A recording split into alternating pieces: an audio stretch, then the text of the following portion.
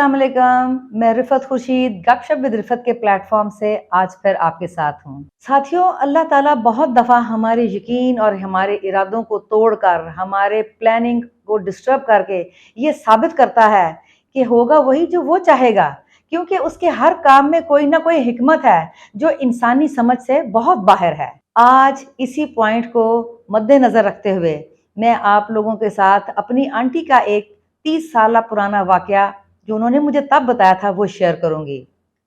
वो बताती हैं कि वो लोग 8 बहनें और 2 भाई थे। उनका सबसे बड़ा भाई था एक, इसके बाद 8 बहनों के बाद अल्लाह ताला ने उन्हें एक और भाई से नवाजा। इन दिनों हिजरत का दौर था, इंडो पाक जंग, और इसके बाद मुसलमानों की हिजरत शुरू हो चुकी थी। इनके वालिद साहब ने भी ख़ानदान के साथ पाकिस्तान की तरफ हिजरत करने का इरादा किया, जबकि इनका बाकी सारा ख़ानदान इंडिया में अमृतसर में ही रह गया।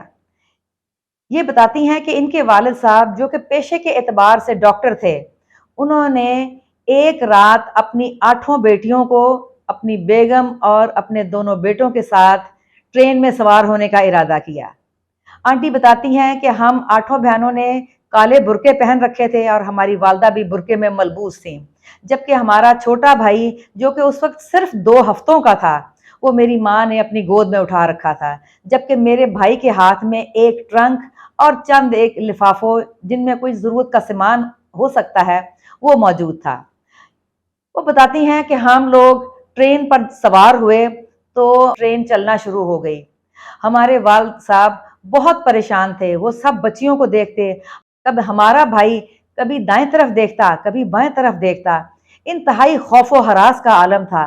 एकदम से ट्रेन बहुत स्पीड के साथ चलती रही कि अचानक ट्रेन की स्पीड आहिस्ता होना शुरू हुई। उस वक्त तक गाड़ी में सवार किसी शख्स के हवास भी अभी तक नॉर्मल नहीं थे, हर शख्स खौफजदा था। आंटी बताती हैं, मेरे वालिद साहब मेरी वालदा से बार बार कहते, इस बच्चे को नीचे फेंक दो, इस गोश्त के लोथड़े को फेंको, ये बाकी खानदान की जिंदगी के लिए भी एक मसला बना हुआ है। ये जो बच्चे जवान हो चुके हैं, इनकी जिंदगियों का कोई भरोसा नहीं, जबकि तुम एक गोश्त के टुकड़े को अपने सीने के साथ लगाकर बैठी हो, इसे फेंक दो। लेकिन आंटी खामोश रहती। इसी दौरान ट्रेन की स्पीड आहिस्ता हुई और बहुत सारे सिख गाड़ी में सवार हो गए। कत्लो गारत, शोरो गोगा, चीखो पुकार शुरू हो गई। इसी दौरान हम सब बहनें खौफजदा होकर ट्रेन की सीटों के नीचे घुस गए। आंटी बताती हैं, मेरे वालिद साहब इंतहाई गरजदार आवाज से हमारी वालदा से बोले कि मैंने तुम्हें कहा है इन सब लड़कियों को एक लाइन में खड़ा करो, मुसीबत आए, कोई किसी बच्ची को हाथ डालने की कोशिश करे तो मैं एक ही गोली में सबको पार कर दूंगा। उनकी आवाज इतनी गरजदार थी कि ऐसी अल्लाह की करनी कि जो सिख पीछे कत्लो गारत गर्दी करते हुए आगे चले आ रहे थे, वो इनकी सीट तक ना पहुंच सके और कत्लो गारत करते हुए नीचे ऊपर लाशें बिछाते हुए उनके पास आगे आने को जगह ना बची और वो लोग वहीं से पीछे हट गए। इसके बाद आंटी बताती हैं, मेरे वालिद साहब ने मेरी वालदा से दोबारा कहा, 8 लड़कियों को एक दूसरे के साथ जोड़कर खड़ा करो ताकि मैं एक के सीने पर बंदूक रखूं, अगर कोई मौका आए तो मैं एक ही गोली में काम कर सकूं। उनकी वालदा ने सब बच्चियों को एक दूसरे के साथ जोड़कर खड़ा किया और सबसे पीछे वो सबसे छोटे बेटे को उठाए खड़ी हो गई। मेरी आंटी बताती हैं कि उनके वालिद साहब ने उनकी वालदा से कहा कि तुम नेकबख्त एक साइड पे बैठ जाओ, तुमने इस बच्चे को भी उठाया हुआ है जिसके बारे में तुम मेरी बात सुन भी नहीं रही और मान भी नहीं रही। तो उनकी वालदा बोली कि डॉक्टर साहब, हमने कब और कैसे और कहाँ मरना है ये हम नहीं जानते, लेकिन हम कैसे जिंदा रहेंगे या कैसे जिंदा रहना चाहते हैं इसका फैसला हम कर सकते हैं। मैं अपनी औलाद के साथ ही रहना पसंद करूंगी। अगर आपकी गोली मेरी 8 बेटियों का सीना चीरेगी, मेरे सीने से भी पार होकर जाएगी। चुनाचे डॉक्टर साहब खामोश हो गए। बहरहाल अल्लाह ताला की रहमत और करम नवाजी से ये लोग बखरियत तमाम पाकिस्तान पहुंच गए। रब ने अपनी रहमत से उन सबको किनारे पर लगा दिया। पाकिस्तान पहुंचने के कुछ अरसे के बाद ही उनके सबसे बड़े बेटे को कराची में एक बहुत अच्छी जॉब की ऑफर हुई। डॉक्टर साहब ने अपने बेटे को वहां जाने की इजाज़त दी। उसने वहीं पर जॉब की और वहीं उनका इंतकाल हो गया।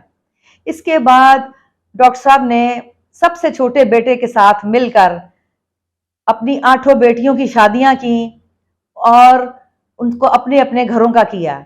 लेकिन अल्लाह की करनी देखिए, वो सबसे छोटा बेटा जिसके बारे में वो बहुत पुरुमीद नहीं थे, वही बच्चा उनका दायां हाथ बना, वही बच्चा उनकी बाजू और उनकी ताकत बना, जिसने लड़कपन से ही लेकर जवान होने तक अपने बाप की भरपूर मदद की और बहनों की शादियों में, बल्कि वालिदैन की वफात के बाद उनके भी तमाम रसूमात अदा की। और साथियों, किस्सा यही खत्म नहीं होता, अब तो मेरी आंटी की भी वफात हो चुकी है।